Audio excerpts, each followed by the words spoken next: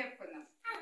కథ పేరు ఏం పేరంటే నువ్వు చెప్పండి. నువ్వు నా మంచి నేస్తం.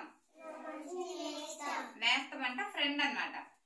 నువ్వు నా మంచి ఫ్రెండ్ అని అర్థం. అప్పుడు ఒక ఊర్లో చూడండి, రియా జయ. ఏం పేర్లు? రియా జయ. వీళ్ళిద్దరు మంచి ఫ్రెండ్స్ అన్నమాట. ఇప్పుడు మీ ఫ్రెండ్ ఎవరు? పేరు చెప్పాలి. పేరు చెప్పు. చాతు నీ ఫ్రెండ్. నీ ఫ్రెండ్ ఎవరు? భవిష్ నీ ఫ్రెండ్. నీ ఫ్రెండ్ ఎవరు? అర్జున్ నీ ఫ్రెండ్. నీ ఫ్రెండ్ ఎవరు? అగ్గి నీ ఫ్రెండ్. అట్లా మీ ఫ్రెండ్స్ ఉన్నారు కదా. అట్లా రియా జయ ఫ్రెండ్స్ అన్నమాట. వీళ్ళు రోజు ఎక్కడికి వెళ్ళే వాళ్ళు? స్కూల్ బస్ ఎక్కి ఎక్కడికి వెళ్తారు? స్కూల్కి వెళ్ళేవాళ్ళు. స్కూల్ బస్ ఎక్కి ఇద్దరు కలిసిమెలిసి స్కూల్కి వెళ్ళి అక్కడ చదువుకొని మళ్ళీ ఇంటికి వచ్చిన తర్వాత కూడా ఇద్దరు కలిసిమెలిసి ఆడుకుండేవాళ్ళు. ఆడుకుంటే రియా ఏం చేసింది, 1వ క్లాస్ అయిపోయి 2వ క్లాస్ కి వాళ్ళ అమ్మ ఏం చేసింది, వేరే స్కూల్లో చేర్చింది రియాని. అప్పుడు రియా జయ విడిపోయారా? ఒక చోట ఉన్నారా? విడిపోయారు.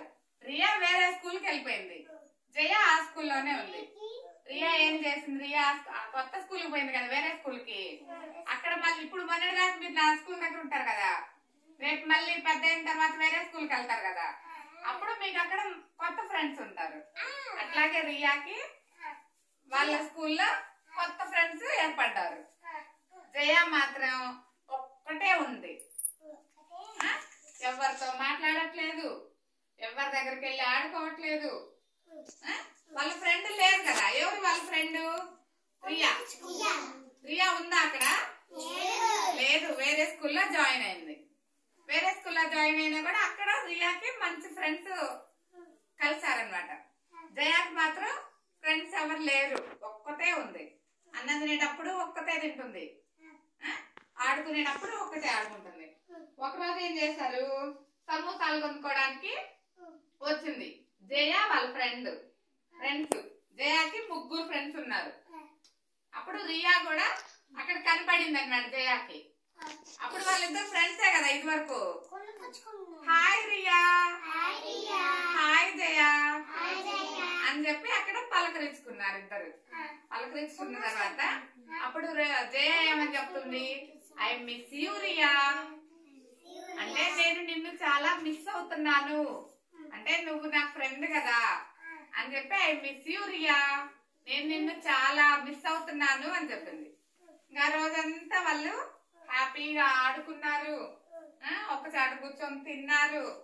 అప్పుడు జయ ఏం చెప్తుందంటే, రియా ఏం చెప్తుందంటే జయాకి, చూడు నేను వేరే స్కూల్కి వెళ్ళాను, నాకు అక్కడ కొత్త ఫ్రెండ్స్ వచ్చారు, నువ్వు కూడా కొత్త ఫ్రెండ్స్ తో కలిసిమెలిసి ఉండాలి.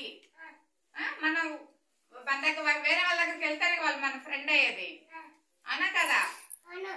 ఇప్పుడు మనం వేరే స్కూల్కి వెళ్ళామనుకో, అక్కడున్న పిల్లల్ని మన ఫ్రెండ్స్ లాగా అనుకోవాలి. అర్థమవుతుందా? అప్పటి నుంచి జయ ఏం చేసేది, అందరితో వాళ్ళ క్లాస్ లో ఉన్న వాళ్ళందరితో ఫ్రెండ్షిప్ చేసేది.